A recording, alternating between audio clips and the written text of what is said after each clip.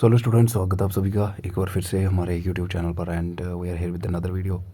और एक लेक्चर रहने वाला है आप सबके लिए, ठीक है। जिन बच्चों का टीचिंग ऑफ कॉमर्स है, ठीक है, तो बहुत ज़्यादा डिमांड थी कॉमर्स वालों की कि हमें भी हमारी भी थोड़ी हेल्प कर दो, कोई बात नहीं, ठीक है। तो बाकी जो बच्चे देखो, इवैल्यूएशन आपका टॉपिक है ना, तो उसको तो दूसरा देख लो आप। जो मैंने सोशल साइंस का अपलोड करा है वो आपका सेम है। उन्होंने सिंपली पूछा हुआ है, क्या पूछा हुआ है कि आपको पूछा हुआ है कि बताओ इवैल्यूएशन क्या होता है, टाइप्स, मीनिंग एंड उसके बाद उसके फॉर्मेटिव एंड समेटिव इवैल्यूएशन के बारे में पूछा हुआ है कि इनके बारे में बताओ। तो उसके अंदर आपको कंप्लीट चीज़ें देखने को मिल जाएंगी, फीचर्स, कैरेक्टरिस्टिक्स, हर चीज़ लिखी है। और 12 मार्क्स के लिए भी सफिशिएंट है और आपका 3 मार्क्स के लिए भी सफिशिएंट है, ठीक है। तो सारे कॉमन बच्चे उसको देख सकते हैं क्योंकि वो एक जनरल टॉपिक है। समझ आई? देखो, अब इवैल्यूएशन क्या होता है, चेंज थोड़ी ना होगा, चेंज थोड़ी ना होगा। जैसा इवैल्यूएशन होता है वैसा ही रहेगा ना। तो अपन इसमें बात करने वाले हैं अभी क्या क्या।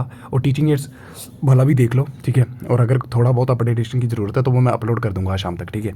अब देखो, role of financial institution, RBI and commercial bank, ये आपके एक सिलेबस में है, ठीक है। इसके साथ एक नेक्स्ट टॉपिक है introduction to privatisation, liberalisation and globalisation, ठीक है। और वर्ल्ड ट्रेड ऑर्गेनाइजेशन, ये अपन सारा इसमें कवर करने वाले हैं, ठीक है। ध्यानपूर्वक सुनना है आपने, बाकी आपको कुछ नहीं करने का है, ठीक है। तो शुरू करते हैं ज़्यादा टाइम वेस्ट ना करते हुए, ठीक है। तो आरबीआई और कमर्शियल बैंक के रोल पूछे हुए हैं, ठीक है। तो आपको रोल ही करने हैं, लेकिन उससे पहले ना आपको थोड़ा सा इनके बारे में लिखना भी है। क्या करना है? लिखना भी है। देखो, आरबीआई जो है वो, इसका फुल फॉर्म क्या होता है? Reserve bank of India. क्या होता है? Reserve bank of India. अब ये इस्टेब्लिश कब हुआ, यानी बना कब? सर ये 1 अप्रैल 1935 को बना। कब बना? Under RBI act 1934। कब आया था एक्ट? 1934। कमीशन कौन थी जिसने दिया था? Sir Hilton young commission. क्या था? हिल्टन यंग कमीशन, जिन्होंने रिकमेंड करा आरबीआई एस्टेब्लिशमेंट।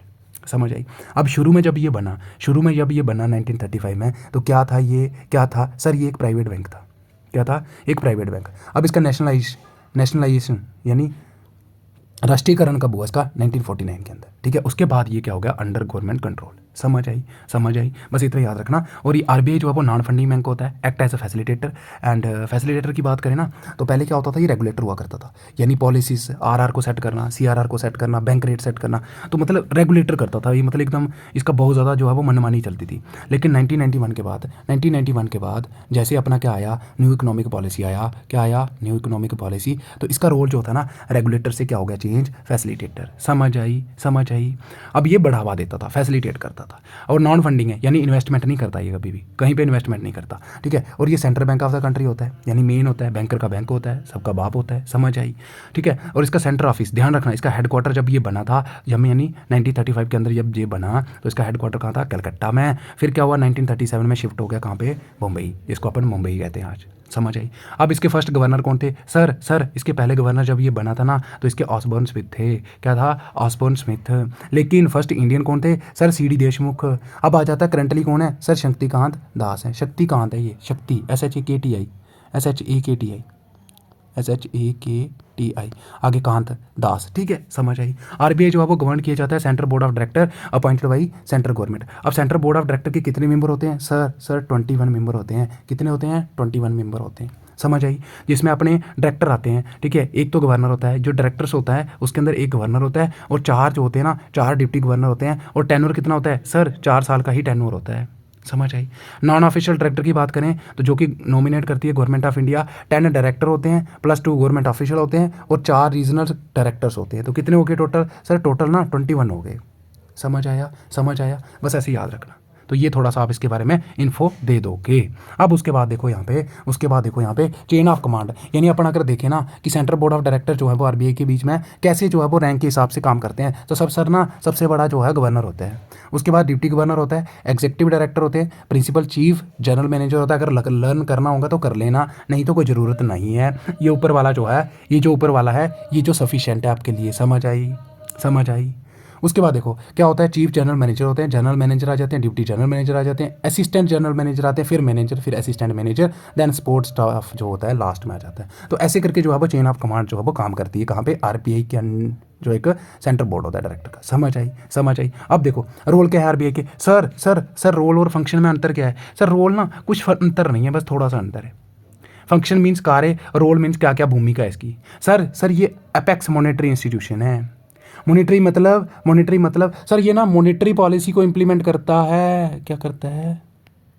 मॉनेटरी पॉलिसी को इम्प्लीमेंट करता है। अब ये मॉनेटरी पॉलिसी क्या है? सर मॉनेटरी पॉलिसी बताती है कि अपने को ना मार्केट के अंदर कितना पैसा जो है वो जाने देना है, क्रेडिट फ्लो कितना होने देना है, और उसको वापस कैसे करना है। समझ आई? समझ आई। अब ना मॉनेटरी पॉलिसी दो टाइप की होती है, अपन सबने पढ़ाऊंगा। मॉनेटरी पॉलिसी कितनी होती है, दो टाइप की होती है सर। अगर अगर मार्केट में क्या है सर, इन्फ्लेशन है ना, अगर इन्फ्लेशन मतलब महंगाई है ना, तो अपन ना क्या, इसका मतलब क्या हुआ, इसका मतलब ये हुआ सर मार्केट के अंदर ना पैसा बहुत ज़्यादा है, अपने को ना उसको सक करना है, वापस लाना है, या फिर उसको रोकना है। मार्केट में जो पैसे की क्रेडिट की सप्लाई है उसको रोकना है। तब अपन कौन सी पॉलिसी लाएंगे सर, अपन ना कंट्रैक्शन पॉलिसी लाएंगे। क्या करेंगे, कंट्रैक्शनरी पॉलिसी, CONTRACTIONARY, कंट्रैक्शनरी पॉलिसी लेके आएंगे। इसमें क्या होता है कि जो इंटरेस्ट रेट होता है या फिर जो बैंक रेट होता है ना, क्या होता है, बैंक रेट जो होता है ना वो बढ़ जाता है। क्या हो जाता है, बढ़ जाता है। जब बैंक रेट जब मतलब कि पहले 5% था, अभी हो गया 20%, क्या लोग लोन लेंगे सर? लोन तो नहीं ले पाएंगे, वो इतना 20% कौन देगा? तो जब वो लोन ही नहीं लेंगे तो क्या मार्केट में पैसा जाएगा सर? नहीं जाएगा। इसी को तो कहते हैं कंट्रैक्शनरी पॉलिसी, कि अपने को ना मार्केट में जो मनी की सप्लाई है ना उसको रोकना है। कैसे रोकना है सर? उसको ना अपन बैंक रेट, इंटरेस्ट रेट को बढ़ा के, जब अपन बैंक रेट ज़्यादा कर देते हैं तो इससे क्या होगा, लोग लोन नहीं लेंगे, और जब लोन नहीं लेंगे तो मार्केट के अंदर पैसे की सप्लाई रुक जाएगी, और एक टाइम के बाद क्या हो जाएगा, मार्केट इक्विलिब्रियम आ जाएगा। समझ आई।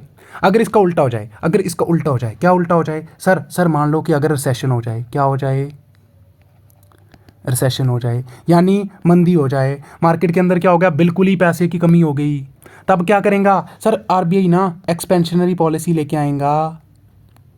ठीक है, कौन सी? एक्सपेंशनरी पॉलिसी लेके आएगा। इसके अंदर क्या करेंगे आरबीआई सर? इसके अंदर ना जो बैंक रेट होता है ना, क्या होता है सर, बैंक रेट होता है ना, वो क्या होगा सर, उसको ना आरबीआई कम करेगा। अगर 5% था अब ना 2% कर देगा, यानी जिस रेट पे आप लोन देते हो। समझ आई।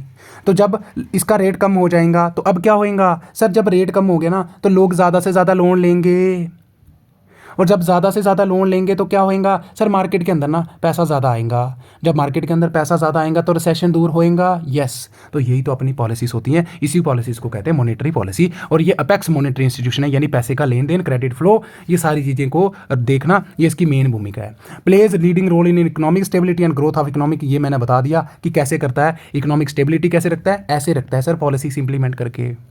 समझ आई। आरआर रेट क्या होता है वो सारी अपनी बात नीचे करेंगे, कैसे आरआर रेट को जो है वो बढ़ाता है, कब कम करता है, रिसेशन के टाइम क्या होता है, इन्फ्लेशन के टाइम क्या होता है, सीआरआर क्या होता है, एसएलआर, ठीक है, और कैश रिजर्व रेशो अपन सारे देखेंगे।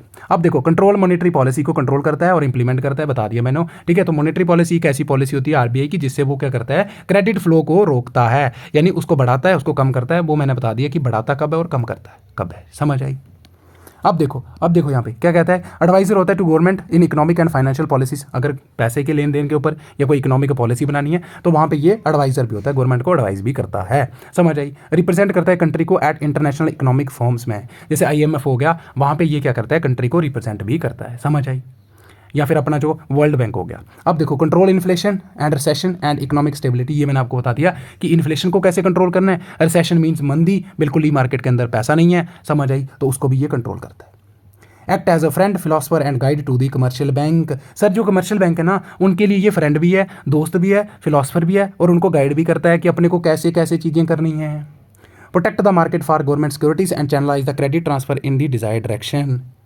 समझ आई कि गवर्नमेंट सिक्योरिटीज़ का भी सेल बाइंग होता है, और जिस मार्केट के अंदर गवर्नमेंट सिक्योरिटीज़ का बाइंग एंड सेलिंग होता है उसको क्या कहते हैं अपन, क्या कहते हैं सर? उसको ना अपन गिल्ट एज्ड मार्केट कहते हैं। क्या कहते हैं? Guilt aged market. क्या बोलते हैं? गिल्ट एज्ड मार्केट, या फिर गिल्ड एज्ड मार्केट। क्या बोलते हैं? गिल्ट एज्ड मार्केट या गिल्ट एज्ड मार्केट। समझ आई। और ये चैनलाइज करता है क्रेडिट ट्रांसफर अपनी डिजायर्ड डायरेक्शन में। अगर ये चाहता है कि एग्रीकल्चर सेक्टर के अंदर ज़्यादा पैसा जाना है तो ये लिमिट सेट कर देता है, जिसको अपन बोलते हैं प्रायोरिटी सेक्टर लैंडिंग। यानी उसमें जैसे नाबार्ड को अपने को 30% लोन देना है तो देना ही देना है, 40% देना है तो देना, तो मतलब अपनी इच्छा के अनुसार क्रेडिट ट्रांसफर करा सकता है। यस, करा सकता है, पावर है इसके। और ये सारी पावर्स कहाँ है इसके सर? ये पावर ना 1934 एक्ट जो था ना आरबीआई, उसके अंदर सारी मेंशन है। समझ आया। समझ आया। अब देखो, सेल करता है treasury bill to public and suck economic money from market and control inflation. अब कैसे सर? ये ना ट्रेजरी बिल को सेल करता है, किसको? पब्लिक को। अब देखना ध्यान से, क्या हो गया फॉर एग्जांपल, मार्केट के अंदर ना बहुत ज़्यादा पैसा हो गया। क्या हो गया? मार्केट के अंदर ना बहुत ज़्यादा पैसा हो गया। अब ना इसको ना कुछ तरीका लगा के पैसा वापस करना है। क्या करेगा? पैसा वापस करना है। अब ये क्या बोलता है पब्लिक को कि आप ना ये गवर्नमेंट सिक्योरिटीज़ खरीदो और आपको 20% जो है वो इसका क्या मिलेगा? इंटरेस्ट मिलेगा। अब पब्लिक क्या करती है? सिक्योरिटीज बाई कर लेती है। तो बाई करेगी तो बदले में क्या देंगी? सर पब्लिक ना बदले में पैसा देंगी आरबीआई को। ये तो सिक्योरिटीज खरीद रहे हैं। इससे क्या होएगा? सर जब इन्फ्लेशन है ना, जब मार्केट में बहुत ज़्यादा पैसा है ना, तो ये क्या करेगा? इससे क्या होएगा? पैसा सक्को हो जाएगा ना, पैसा ले लेगा। अब हर बंदा लालची यही चाहेगा ना कि अपने को 20% इंटरेस्ट मिल रहा है यार, चलो लाख रुपया दे देते हैं और सिक्योरिटीज बाई कर लेते हैं।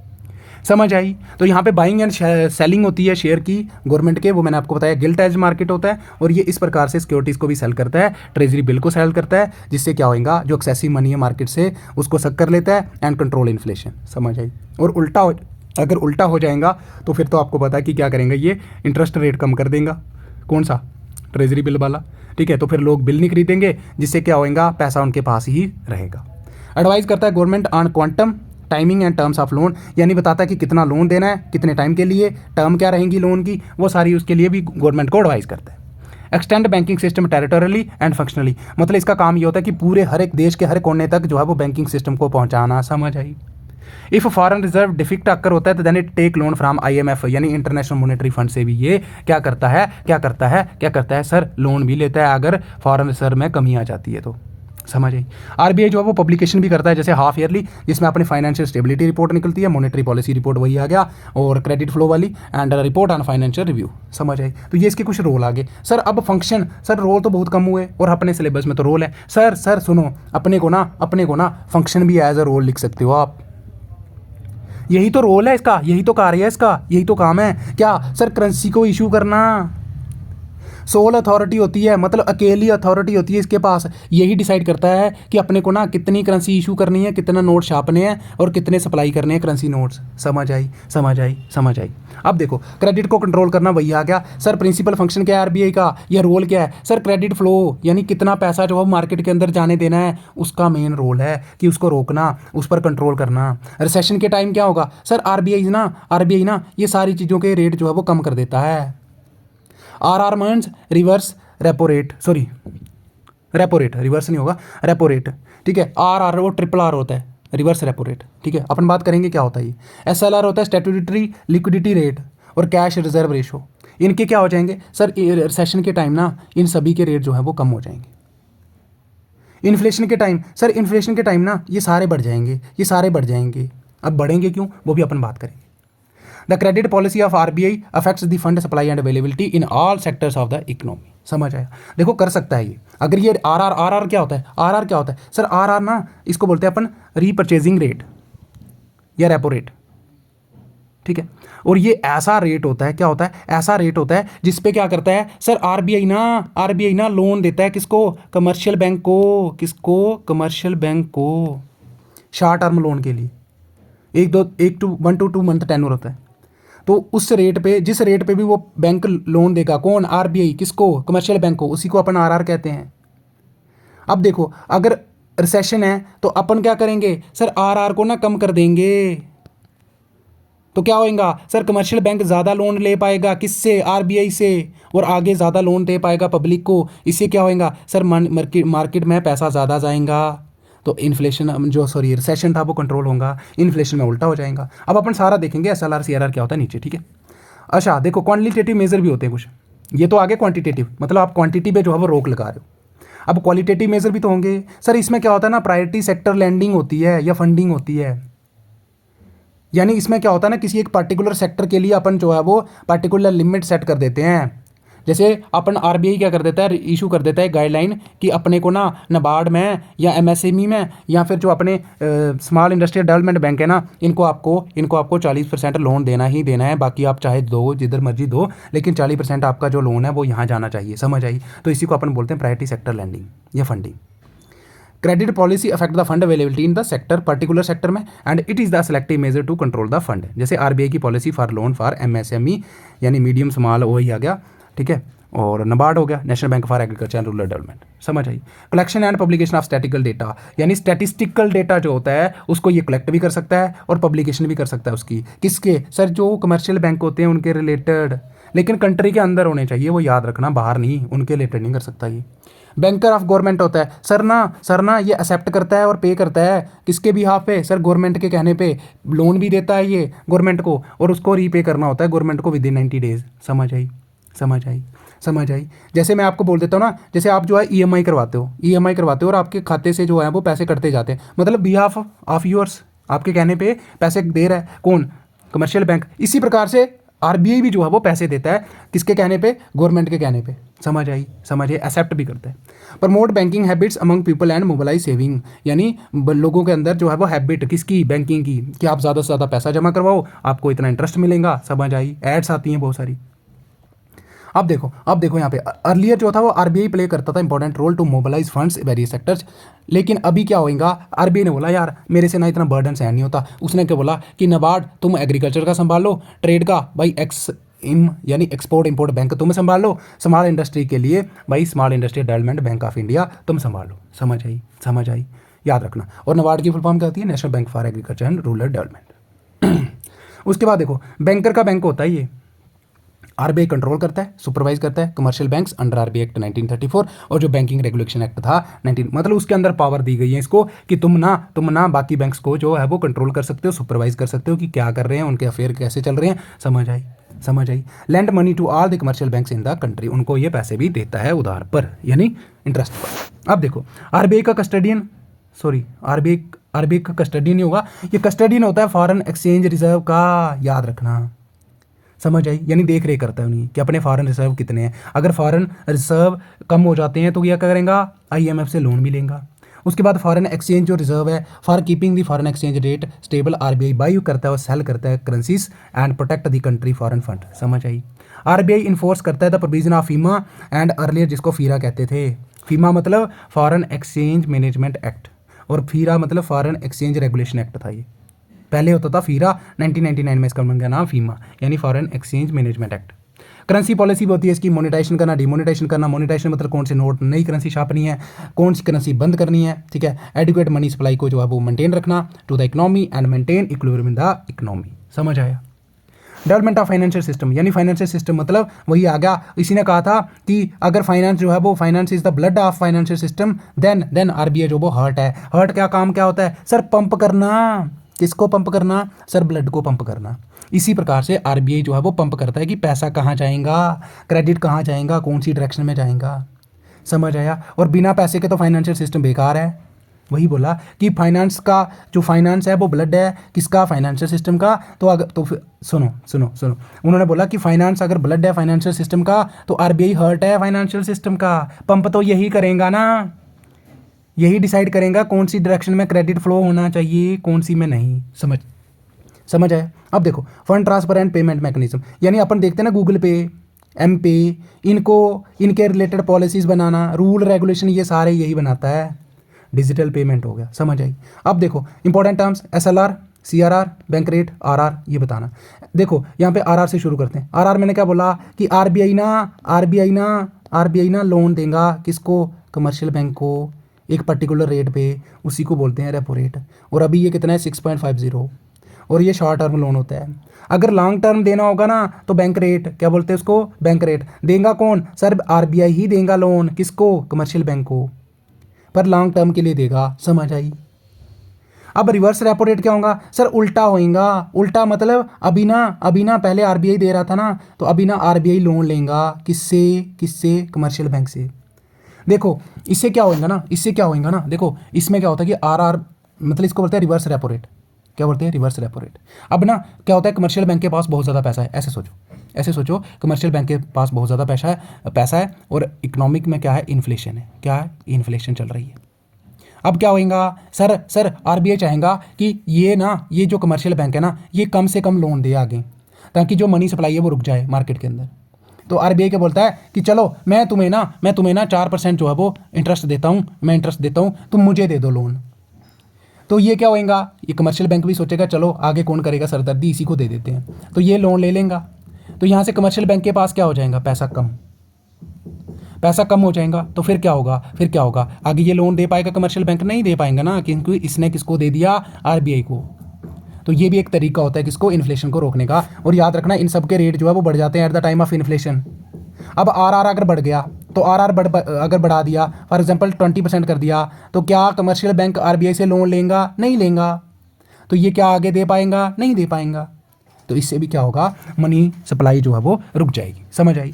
बैंक रेट मैंने आपको बता दिया, लॉन्ग टर्म के लिए होता है। और उसके बाद देखो सीआरआर क्या होता है, कैश रिजर्व रेशो। मतलब ये कहता है कि आपको ना आरबीआई के पास ना कुछ मिनिमम अमाउंट रखना है। क्या करना है? कुछ मिनिमम अमाउंट रखना है। किसको रखना है? कमर्शियल बैंक को। समझ आई? इससे भी क्या होता है, सीआरआर बढ़ा देता है। कब सीआरआर बढ़ा देता है? जैसे पहले 1 लाख, फॉर एग्जाम्पल देखो यहाँ पे, पहले 1 लाख आपको मिनिमम रखना पड़ता था आरबीआई के पास। किसको? कमर्शियल बैंक को। लेकिन जैसे ही देखा उसने इन्फ्लेशन होगी, तो इसने क्या करा सर, इसने बोला सीआरआर बढ़ा दो। मतलब अभी तुम्हें 5 लाख करना है या 5 करोड़ करना है, तो क्या होगा, कमर्शियल बैंक के पास क्या हो जाएगा? पैसा कम पड़ जाएगा, आगे लोन देने के लिए पैसा नहीं बचेगा। तो ये भी तरीका होता है इन्फ्लेशन को रोकने का। और सेशन के टाइम में उल्टा हो जाएगा। समझ आई? एसएलआर क्या होता है? सर एसएलआर होता है स्टैट्यूटरी लिक्विडिटी रेट।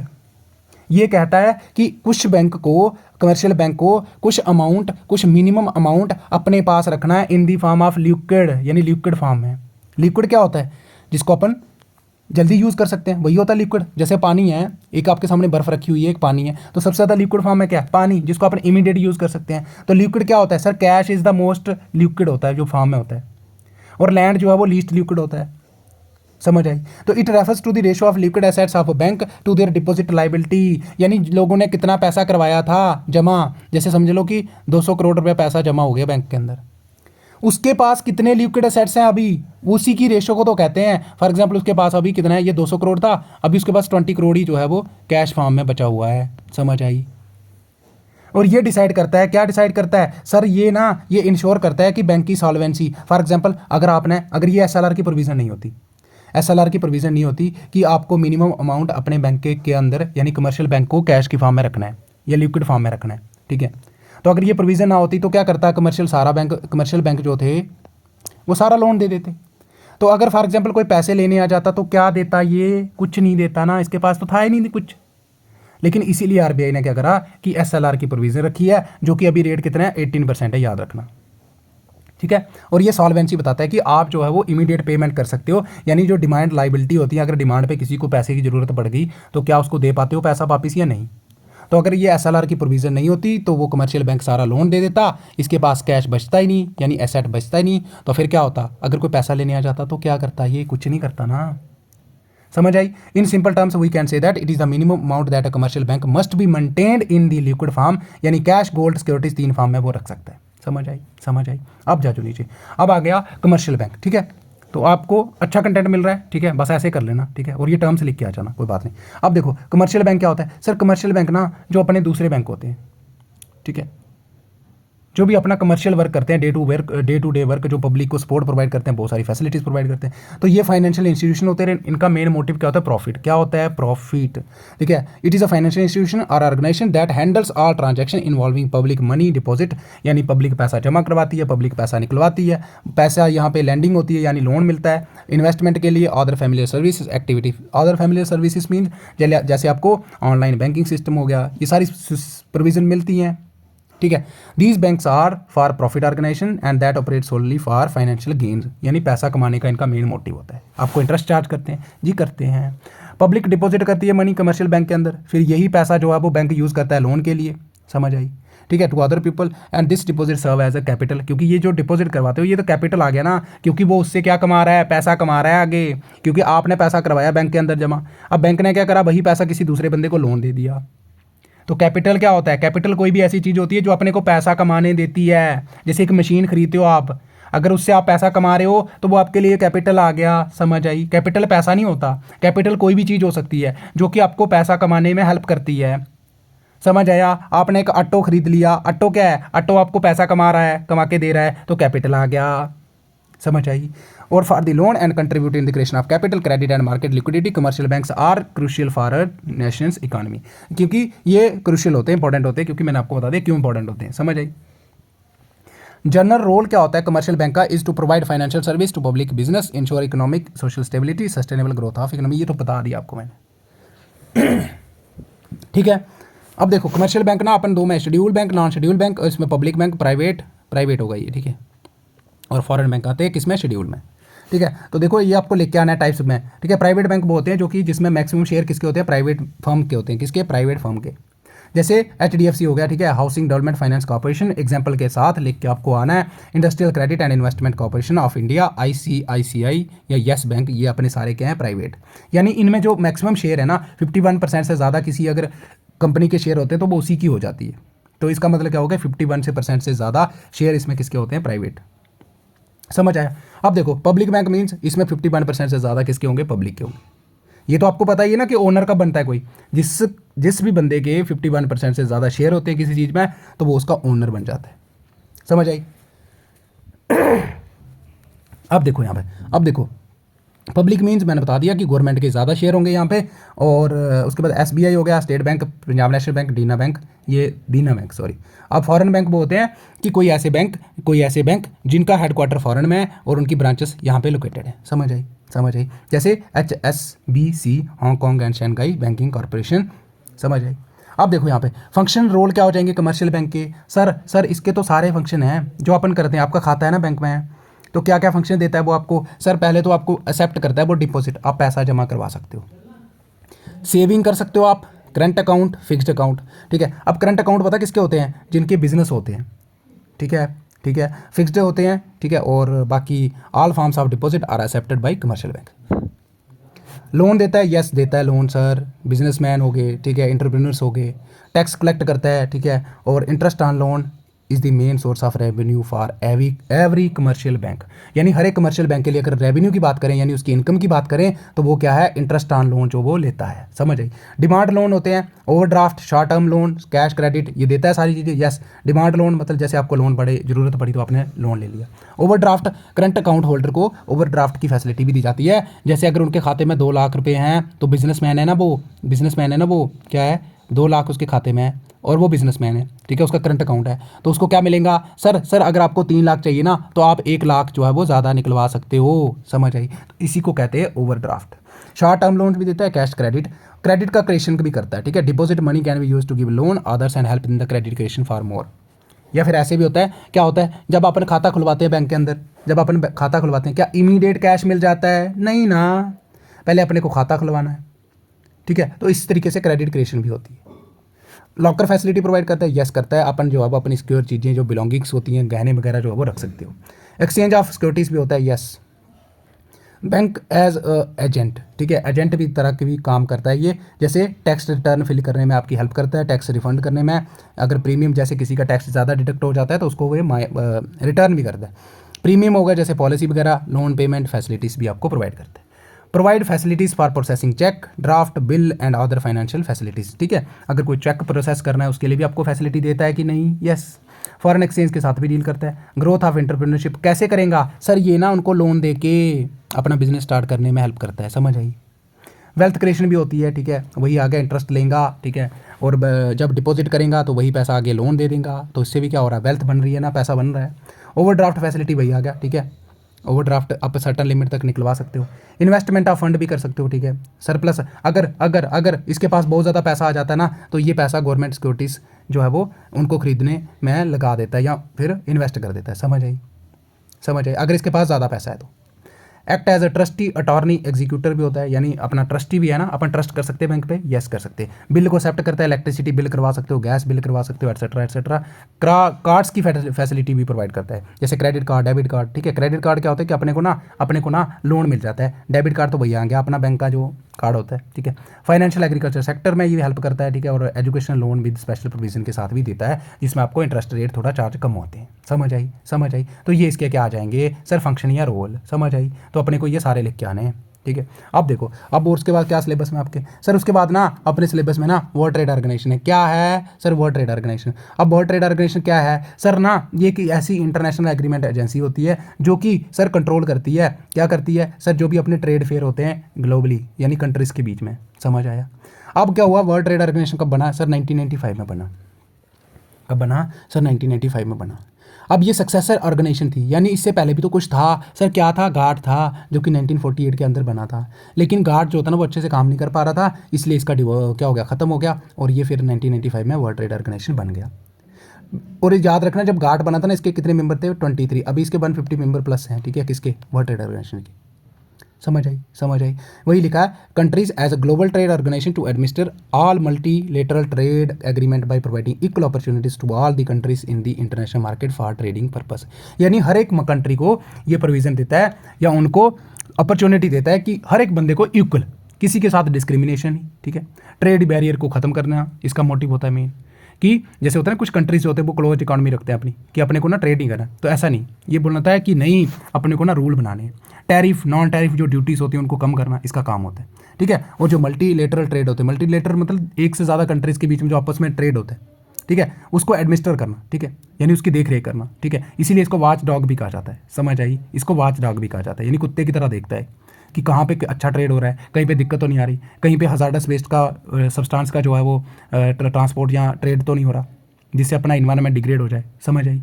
बट गार्ड was not efficient in managing the trade affairs so leads the, मैं बता दिया कि गार्ड जो था वो अच्छे से काम नहीं कर पा रहा था, मैनेज नहीं कर पा रहा था फिर ट्रेड फेयर को, इसलिए एस्टेब्लिश हो गया वर्ल्ड ट्रेड ऑर्गेनाइजेशन इन 1995 में with certain rules like nation can not place arbitrary restrictions on trade. वही आ गया कि आप ज़्यादा टैरिफ नहीं रख सकते, एक्सपोर्ट इंपोर्ट ड्यूटीज़ वो ज़्यादा नहीं लगा सकते। समझ आई। और वही आ गया कि ऑप्टिमम यूटिलाइजेशन करना किसके, वर्ल्ड रिसोर्सेज का, एंड प्रोटेक्ट द इन्वायरमेंट इसका मेन मोटिव होता है। अब वर्ल्ड ट्रेड ऑर्गेनाइजेशन एग्रीमेंट जो है वो कवर करता है गुड्स और एज वेल एज सर्विस। समझ आई। किस पे, इंटरनेशनल ट्रेड पे। समझ आई। Through removal of tariff as well as non tariff barriers. Tariff वही आ गया, टैक्स वगैरह ला दिया, और नॉन टैरिफ वही कोटा वगैरह कि आप जो है वो 20 टन से ज़्यादा इंपोर्ट नहीं कर सकते, ऐसे करके समझ लो, ऐसे करके समझ लो। तो ऐसे करके नॉन टैरिफ बैरियर भी हुआ करती थी पहले। जैसे अपना इकोनॉमी होता था 1991 से पहले, तो ये बहुत सारा हाई था, अपना क्लोज इकोनॉमी था, ठीक है। अपना जो डोमेस्टिक मार्केट था उसको प्रोटेक्ट करने के लिए गवर्नमेंट की पॉलिसीज़ थी, क्या थी, LQP, पढ़ेंगे अपन नीचे, LQP, ठीक है, LQP था। समझ आई, समझ आई। लेकिन उसके बाद क्या कर दिया 1991 के बाद क्या बन गया, LPG, यानी लिबरलाइजेशन, प्राइवेटाइजेशन, ग्लोबलाइजेशन। LQP क्या था, लिमिट, ठीक है, लाइसेंस चाहिए था, कोटा था, परमिट चाहिए था, ये सारी चीज़ें थी, तो ये सारी नॉन टैरिफ बैरियर्स थी। समझ आई। तो अभी यहाँ पे आ गया कि इन सभी को रिमूव करता है and provide a greater market access to all countries, मतलब हर एक कंट्री को जो है वो बहुत ब्रॉड, मतलब उसको मार्केट प्रोवाइड करता है कि आप किसी भी कंट्री के साथ जो है वो ट्रेड कर सकते हैं। लिबरलाइजेशन को प्रमोट करता है, trade by removing quantitative and qualitative barrier, वही बता दिया मैंने, क्वांटिटेटिव मतलब कोटा एंड क्वालिटेटिव मतलब जैसे कि आपका वही आ गया, लाइसेंस चाहिए आपको, ठीक है, परमिट चाहिए, वो सारी चीज़ें हटाना। ऑब्जेक्टिव्स क्या है इसके उद्देश्य, सर वही आ गया ना, स्टैंडर्ड ऑफ लिविंग जो है वो हर एक कंट्री का, जो मेंबर कंट्री है वर्ल्ड ट्रेड ऑर्गेनाइजेशन के, उनका इंप्रूव करना, full employment, increase of effective demand, liberalise करना ट्रेड को, ठीक है, ऑप्टिमम यूटिलाइजेशन होनी चाहिए वर्ल्ड रिसोर्सेज की, उसको प्रमोट करना, ये इसके सारे उद्देश्य हैं। प्रोडक्शन और ट्रेड ऑफ सर्विस को बढ़ावा देना। समझ आई। मतलब आप ग्लोबली जो है वो कनेक्ट कर सकते हो, ट्रेड कर सकते हो बिना किसी ट्रेड बैरियर के।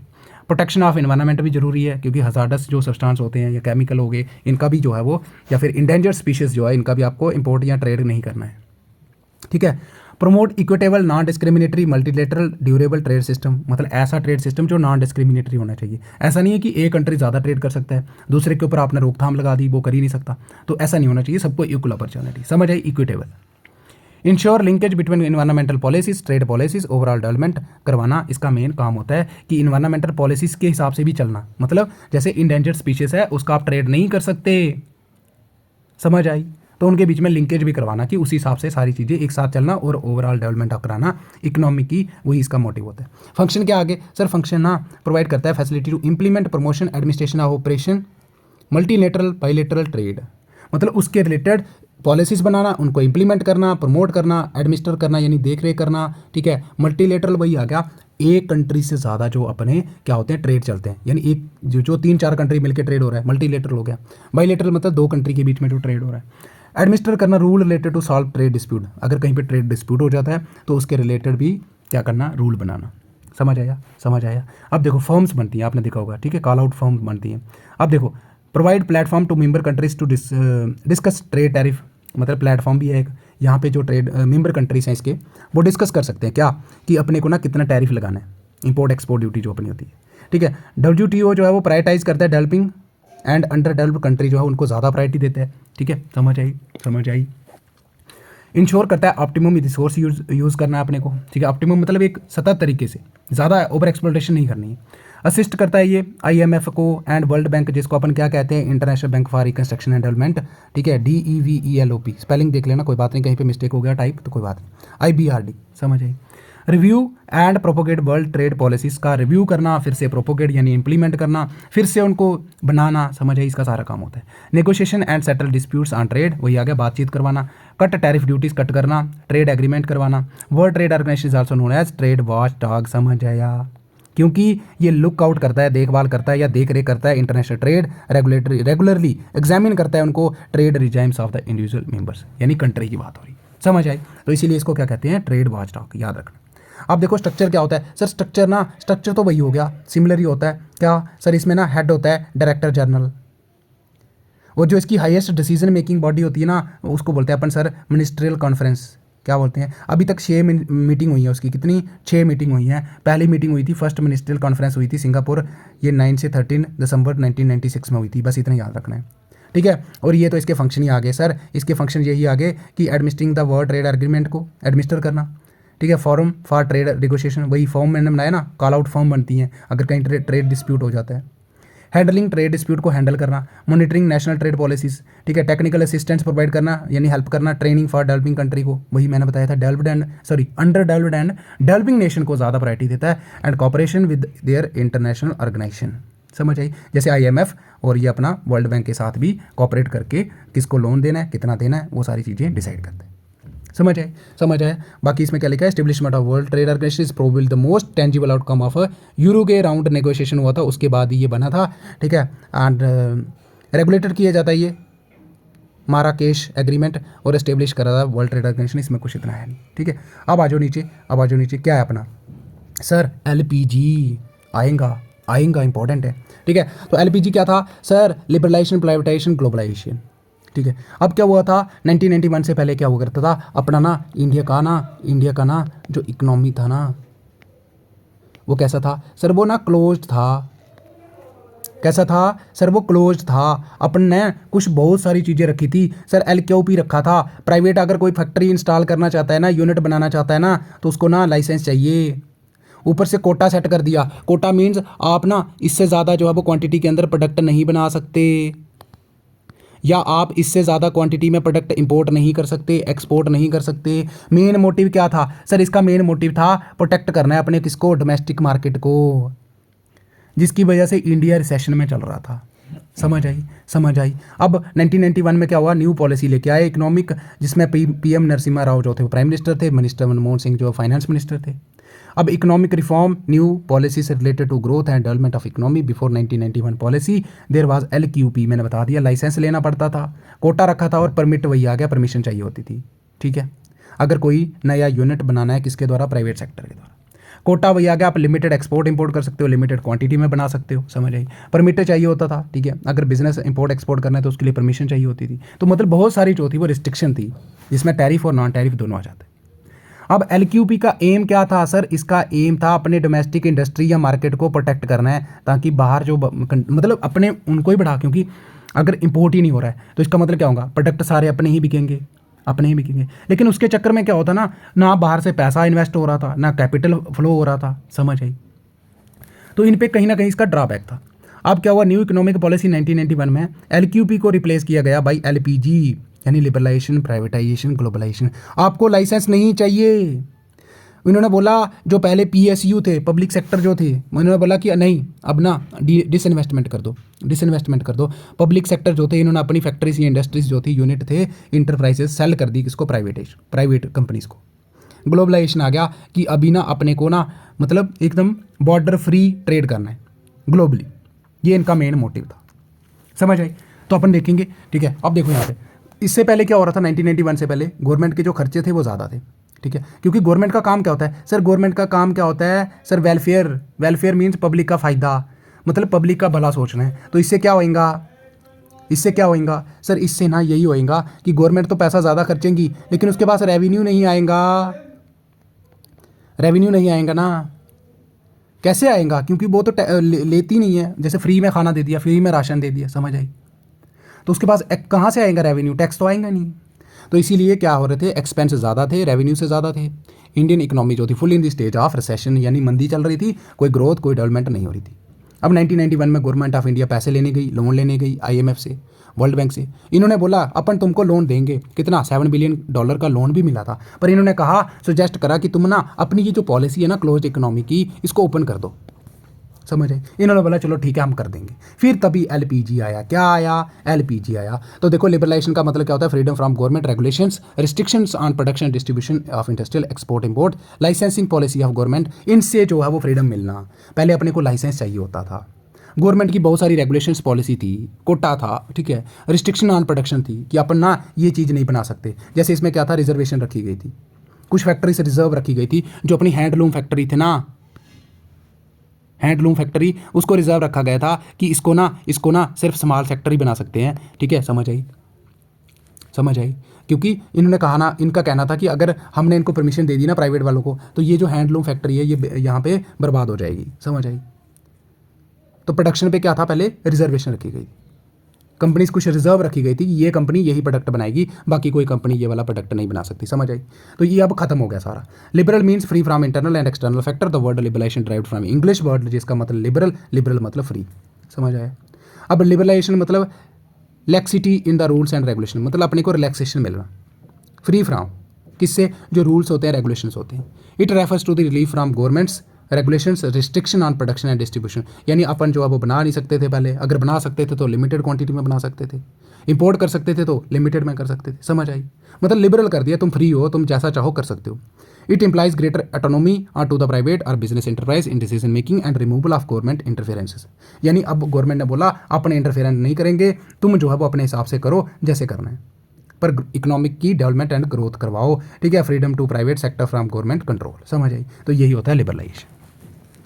अब इसके फीचर्स क्या हैं? ठीक है, फीचर्स क्या हैं? तो आपको सिलेबस में क्वेश्चन कैसा आ सकता है कि एक्सप्लेन करो लिबरलाइजेशन। ठीक है, तो अपने को ना उससे काम चलने वाला नहीं है, इससे काम चलने वाला नहीं है लिबरलाइजेशन से। तो अपने को ना थोड़ा सा इंट्रो ये देना है कि क्यों कैसे LPG आया, इससे पहले LQP हुआ करता था, क्या मतलब था, इसका मेन एम क्या था LQP का। तो इसका मेन यही था कि अपने को डोमेस्टिक इंडस्ट्री को प्रोटेक्ट करना है। समझ आई, समझ आई। अब देखो फीचर्स क्या है लिबरलाइजेशन के। लिबरलाइजेशन भैया क्या, फ्री। तो सर अबॉलिश कर दो इंडस्ट्रियल लाइसेंसिंग, कुछ चीज़ों को छोड़ के, 6 इंडस्ट्रीज़ को छोड़ के इन्होंने क्या कर दिया, बाकी जो भी फैक्ट्री अगर कोई सेट करना चाहता है, इंडस्ट्री बनाना चाहता है, तो उसको लाइसेंस नहीं चाहिए। इनको छोड़ के किसको, ल्यूकर यानी शराब हो गया, सिगरेट हो गया, डिफेंस इक्विपमेंट्स, इंडस्ट्रियल एक्सप्लोजिव हो गया, डेंजरस अगर कोई केमिकल है उसके लिए, ड्रग्स एंड फार्मास्यूटिकल्स, इनके लिए क्या हो चाहिए था, लाइसेंस चाहिए था, लेकिन बाकी किसी के लिए लाइसेंस नहीं चाहिए था। समझ आई।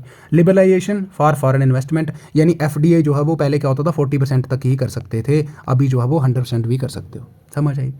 आप किसी भी सेक्टर में जो है वो फॉरेन डायरेक्ट इन्वेस्टमेंट कर सकते थे, फॉरेन जो पीपल थे, जैसे इंफ्रास्ट्रक्चर हो गया, होटल, टूरिज्म एटसेट्रा। समझ आई। अब क्या कर सकते थे, जैसे आपने देखा होगा मैकडोनल्ड के बहुत सारे जहाँ पे ऑफिस खुल गए इंडिया में। समझ आई। तो मतलब फॉरेन ब्रांड जो है वो उनका नाम का यूज़ कर सकते थे, ट्रेडमार्क जो हो गया उनका यूज़ कर सकते थे कि अपने प्रोडक्ट तुम सेल कर सकते हो। समझ आई। रिलैक्सेशन फ्रॉम लोकल रिस्ट्रिक्शन जो थी, ठीक है, जैसे पहले क्या होता था, अप्रूवल चाहिए होता था सेंट्रल गवर्नमेंट से, अब उसको भी खत्म कर दी कि अब कोई नहीं चाहिए।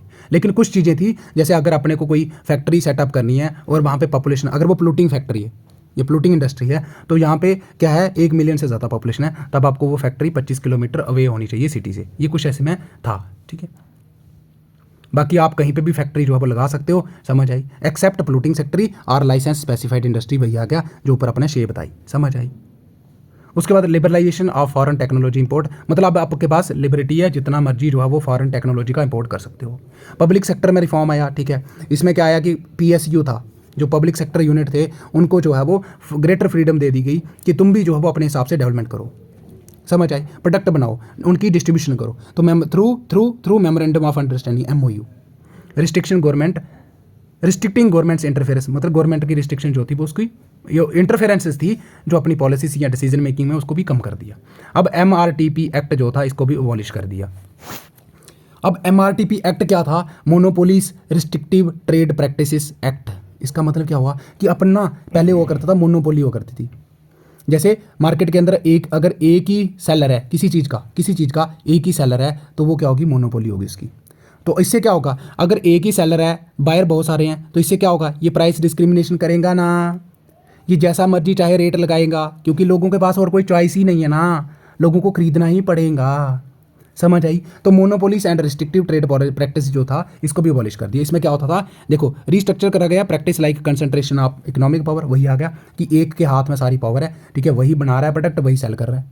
तो फिर ये तो प्राइस डिस्क्रिमिनेट कर सकता है ना, ये जैसा मर्जी चाहे रेट लगा सकता है, क्योंकि लोगों तो खरीदना ही पड़ेगा, क्योंकि एक ही बायर है, नहीं सॉरी एक ही प्रोड्यूसर है।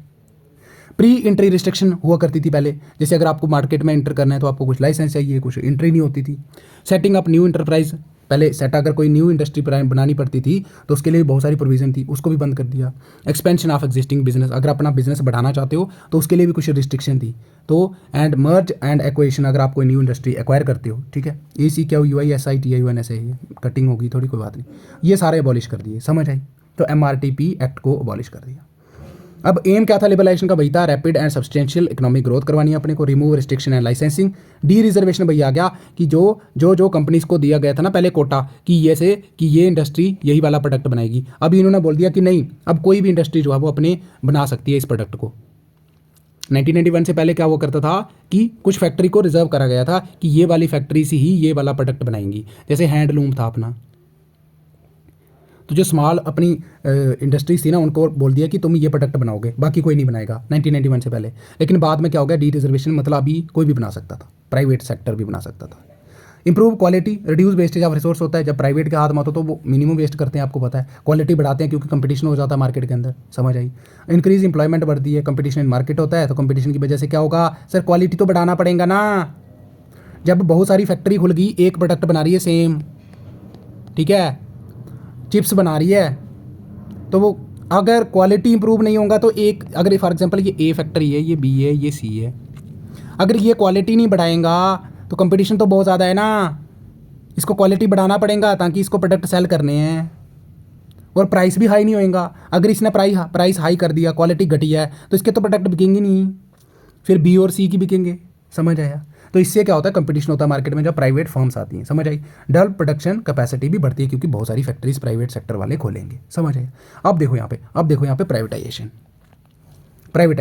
अब प्राइवेटाइजेशन क्या होता सर, ये वही था कि अपने को ना जो गवर्नमेंट प्रॉपर्टी है ना, या जो भी इंटरप्राइजेज है ना, उनको बेच दो, किसको सर, प्राइवेट को। समझ आया? तो ट्रांसफर ऑफ प्रॉपर्टी और बिजनेस और enterprises from a government owned to a privately owned entity. समझ आई? या साधारण भाषा में अपन कह सकते हैं कि ये होता है ट्रांजिशन ऑफ कंपनी और फ्रॉम पब्लिकली ओन्ड, यानी पहले गवर्नमेंट के द्वारा ओन की गई थी, अब वो किसके पास चली गई, प्राइवेटली ओन्ड। अभी वो no longer trade publicly on stock exchange. समझ आई? Transformation of ownership of business enterprise agency from public sector, यानी गवर्नमेंट से प्राइवेट सेक्टर में, यानी प्राइवेट सेक्टर के हाथ में जाना। जैसे देखो IPR यानी इंडस्ट्रियल पॉलिसी रेजोल्यूशन 1951 के तहत पहले क्या हुआ करता था, 17 इंडस्ट्रीज जो थी वो पब्लिक ओन्ड थी, 12 जो थी वो प्राइवेट थी। फिर LQB था, अगर ये 12 इंडस्ट्री प्राइवेट के हाथ में थी फिर भी यहाँ पे LQB था, लाइसेंस चाहिए, कोटा, परमिट चाहिए। बट 1991 में क्या हुआ, ये नंबर रिड्यूस कर दिया गया, 17 से 8 होगी। कितनी? 17 से 8 होगी। समझ आई? नवरत्ना जो थे वो महारत्ना, आपने पढ़ा होगा, ठीक है, वो सारे गवर्नमेंट के पास ही रहे थे, लेकिन बाकी जो थे वो, यानी अब 8 बची पब्लिक के पास, यानी गवर्नमेंट के पास। फिर 2010-11 में ये नंबर और रिड्यूस हो गया, 3 पहुंच गया, अभी सिर्फ 3 ही है गवर्नमेंट के पास, जिसमें अपना क्या क्या आता है, एटॉमिक, रेलवे, डिफेंस, ये 3 इंडस्ट्रीज अभी गवर्नमेंट के पास हैं, बाकी सारे प्राइवेट सेक्टर में भेज दिया इन्होंने, यानी डिसइन्वेस्टमेंट कर दी। समझ आया? अब देखो फीचर्स क्या है प्राइवेटाइजेशन के, फीचर्स क्या है सर, यहाँ पे ना ऑटोनॉमी टू पब्लिक सेक्टर, यानी PSU को इन्होंने, जो नवरत्न थे इनको नवरत्नास यानी ऑयल एंड नेचुरल गैस, ये आप सबको पता है, इन विदेश संचार नगर लिमिटेड, VHEL जो हो गया, भारत हैवी इलेक्ट्रॉनिक लिमिटेड, इनको सबको ना परमिशन दे दी कि तुम ना अपने हिसाब से जैसे डिसीजन लेने हैं लो। समझिए? ठीक है। डी रिजर्वेशन कर दी, वही मैंने बताया। डिसइन्वेस्टमेंट पॉलिसी वही आ गया कि गवर्नमेंट ने बोला अपन ना अपने शेयर बेच दे रहे, ठीक है, किसमें, जैसे प्राइवेट को बेच दिए इन्होंने, ठीक है। तो जब गवर्नमेंट अपने पब्लिक जो अपनी कंपनी होती है या इंडस्ट्री होती है, इंटरप्राइज होती है, उसके शेयर सेल करते हैं प्राइवेट को, तो उसी को डिसइन्वेस्टमेंट कहते हैं। या तो बिल्कुल ही इंडस्ट्री बेच दो वो वाली, किसको, प्राइवेट को। समझ आई? एक्सपेंशन ऑफ प्रोडक्शन कैपेसिटी बढ़ेगा, यस बढ़ेगा। Freedom of to import and export capital good वही आ गया। कैपिटल मींस मशीन्स वगैरह आप बाहर से लगा सकते हो, लेके आ सकते हो। फाइनेंशियल सेक्टर में रिफॉर्म आया, जैसे बैंक जो था बैंकिंग और नॉन बैंकिंग बने, ठीक है। स्टॉक एक्सचेंज बैंक बना, ठीक है। SEBI बोर्ड बना, फॉरेन एक्सचेंज मार्केट बन गए, ठीक है। FDI फीमा, ठीक है। Change in role of RBI from regulator to facilitator, पहले रेगुलेटर था अब फैसिलिटेटर है, मतलब पहले रिस्ट्रिक्शन लगा देता था, ठीक है। ओरिजिन ऑफ प्राइवेट बैंक हुआ, increase in foreign and private investment बढ़ी, ठीक है। Expansion of various bank branches भी हुआ, समझ आई। डी रिजर्वेशन हुआ, ठीक है, ये मैंने आपको बता दिया। इससे पहले देखो 1991 से पहले क्या हुआ था, स्मॉल इंडस्ट्रीज को रिजर्व कराया गया था कि आप ये वाला प्रोडक्ट बनाओगे, बाकी कोई भी प्रोडक्ट नहीं बनाएगा ये वाला, समझ आई। लेकिन 1991 के बाद कोई भी प्राइवेट सेक्टर इंडस्ट्री या small scale industry can produce any product, समझ आई। टैक्स के अंदर रिफॉर्म आया, ठीक है। पहले कॉम्प्लिकेटेड स्ट्रक्चर हुआ करता था, अब आपको पता है क्या आ गया, GST वगैरह आए, ठीक है। सिंपल रेट टैक्स आए। गवर्नमेंट रेवेन्यू इंक्रीज हुआ, क्योंकि गवर्नमेंट रेवेन्यू कैसे इंक्रीज हुआ, सर गवर्नमेंट ने तो अपनी फैक्ट्रीज तो बेच दी, उसके पास रेवेन्यू कैसे है, सर टैक्स की फॉर्म में आया ना।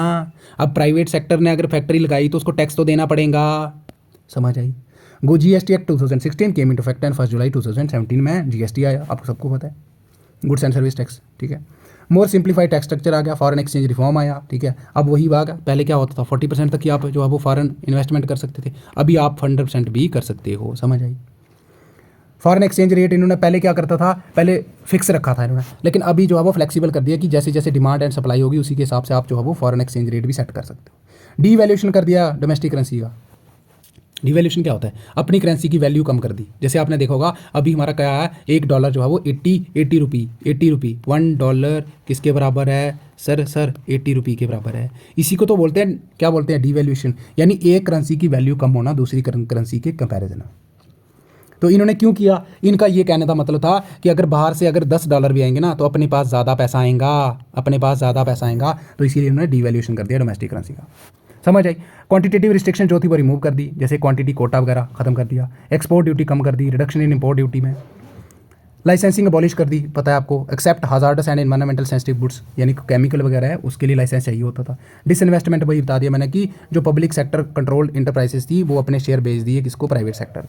Government ownership withdraw from industries and benefit यही था। देखो अगर प्राइवेट सेक्टर के हाथ में चीज़ें जाती हैं तो उसका क्या बेनिफिट था, सर प्रोडक्शन इंप्रूव होगी। प्राइवेट सेक्टर क्या होता है, वेस्ट करता है रिसोर्स नहीं, वो मैक्सिमम प्रॉफिट चाहता है ना, तो वेस्टेज नहीं करना है उसको, इसीलिए मैनेजरियल एफिशिएंसी थी, अच्छे से मैनेज करते थे प्राइवेट सेक्टर। फैसिलिटेट मॉडर्नाइजेशन, अब अगर कोई प्राइवेट फैक्ट्री इंस्टॉल करता है तो उसको प्रोडक्ट भी तो अच्छा बनाना है ना, तो उसको लिए हाई टेक टूल करेगा वो ना। अगर लेबर इंटेंसिव कर दिया तो उसको लेबर को ज़्यादा पैसा देना पड़ेगा, इसीलिए वो टेक्निक का यूज़ करेगा, टेक्नोलॉजी का यूज़ करेगा, इसलिए facilitate modernisation. Manage fiscal deficit हो गई DEFICIT, ठीक है। मल्टीनेशनल कंपनीज बनेंगी आएंगी, फॉरेन डायरेक्ट इन्वेस्टमेंट बढ़ेगा, गवर्नमेंट बर्डन कम होएगा क्योंकि गवर्नमेंट ने तो फैक्ट्री सी बेच दी ना। ग्रोथ एंड डेवलपमेंट बढ़ेगी, फ्रीडम ऑफ चॉइस भी बढ़ेगी क्योंकि बंदों के पास बहुत सारी कंपनी सेम प्रोडक्ट बना के आएंगी। पहले क्या हो करता था, जैसे गवर्नमेंट अगर एक प्रोडक्ट बना रही है तो वही खरीदना पड़ता था लोगों को, यानी फ्रीडम ऑफ चॉइस नहीं थी, जैसे अपन देखते हैं सोशलिस्ट इकोनॉमी के अंदर। लेकिन यहाँ पे अगर हम पर मार्केट इकोनॉमी की बात करें तो वहाँ पे ना बहुत सारे लोग बनाते हैं, तो इसलिए अपने पास चॉइस भी है, यानी किसके पास जो खरीदने वाला है। अब देखो last topic not least, that is a globalisation. अब ग्लोबलाइजेशन मीन्स ग्लोबली कनेक्ट करना है अपने को ट्रेड के थ्रू, समझ आई, हर एक कंट्री के साथ ट्रेड करना है। तो इसका मतलब क्या है, means to connect the country's economy with the other countries के साथ कनेक्ट करना, समझ आई। अब देखो globalisation is the process by which regional economics societies cultures have become integrated through a global network of communication transportation trade. मतलब अपना जो किसी एक पर्टिकुलर रीजन का जो यानी किसी कंट्री का जो इकोनॉमी होता है, सोसाइटीज़ होती हैं, कल्चर होता है, वो इंटीग्रेट करता है यानी मिलता है या फिर एकदम एकजुट हो जाता है थ्रू ग्लोबल नेटवर्क, यानी कम्युनिकेशन करके, ट्रांसपोर्ट करके, ट्रेड करके, ठीक है, समझ आई। इसी को अपन ग्लोबलाइजेशन कहते हैं, यानी कनेक्ट करना। Economic globalisation means the integration of national economics with into international होगा ये INTRNATIONAL, ठीक है, इंटरनेशनल इकोनॉमी के साथ through trade, foreign direct investment करके, कैपिटल फ्लो होके, माइग्रेशन करके, ठीक है, spread of technology. It simply means the integrating economy of our nation NATION with the world economy, ठीक है, मतलब इंटीग्रेशन करना, एकजुट करना, ठीक है, समझ आया, अपनी इकोनॉमी को वर्ल्ड इकोनॉमी के साथ, समझ आई। अब देखो process by which a company expand to operate internationally, कौन कौन से तरीके हो सकते हैं सर अपन ना बॉर्डर लेस जो है वो open the border of idea people commerce and financial capital, अगर इनको ओपन कर दो तो अपना ना ग्लोबलाइजेशन हो जाएगा। देखो आइडिया मीन्स अपन ना बाहर से बंदा आया, उसने आपको आइडिया दिया, आपने यहाँ पे फैक्ट्री सेटअप कर दी। पीपल यानी माइग्रेशन हो गया, लोग यहाँ से काम करने बाहर जाएंगे, बाहर से इधर आएंगे, यानी जिसको अपन आउटसोर्सिंग कहते हैं। कमर्स वही आ गया, ट्रेड होगा, फाइनेंशियल कैपिटल भी आएगा, यानी मशीन टेक्नोलॉजी बाहर से आके ले आ सकते हो आप, तो बाहर से यहाँ से भी तो बाहर भी तो जा सकती है ना, समझ आई। तो इससे फाइनेंशियल कैपिटल का भी जो है वो फ्लो होगा। इस तरीके से अपन जो है वो इंटरकनेक्टिविटी जो है बढ़ा सकते हैं।